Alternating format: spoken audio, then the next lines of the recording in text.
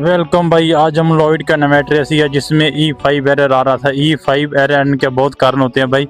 मैं आपको एक कारण बताऊंगा जिसमें ये नहीं चल रहा था एसी। भाई ये एसी के E5 एरर आ रहा था भाई। बहुत से मैकेनिक ऐसे को नहीं कर पाए सही भाई। इन्वर्टर एसी बहुत इसकी वायरिंग इसमें बहुत सी भाई प्रॉब्लम होती है, एरर वगैरह भाई बहुत दिक्कत आती है भाई। पर हमारे पास ऐसा नहीं है, सभी पीसीबी अवेलेबल है। आपको किसी भी पीसीबी या नॉन इन्वर्टर किसी की भी जरूरत हो, नवी लेनी हो, रिपेयरिंग करानी हो भाई, हमारे पास अवेलेबल है। आप हमसे कॉन्टैक्ट कर सकते हैं भाई। ये दोनों पीसीबी हमने खोल के लेके गए और इसको 1 घंटे में सही करके लेके आ गए भाई। अभी इसको ऑन कर देंगे। भाई ऑन हो गया तो भाई आपको सब्सक्राइब कर लेना है और शेयर कर देना वीडियो, किसी के पास भी इन्वर्टर ऐसी है तो भाई। ये देखो भाई, अभी हम इंडोर की पीसीबी फिट कर रहा हूँ, आउटडोर की करके आ गया हूँ भाई। इसके बाद एसी में आपको ऑन करके दिखाऊंगा। ऑन होते ही भाई आपको सब्सक्राइब वाला बटन दबाना पड़ेगा भाई। ये देखो भाई, ये एसी ऑन कर दिया मैंने। आप वीडियो को शेयर कर दो और चैनल को सब्सक्राइब कर लो भाई। Thank you so much.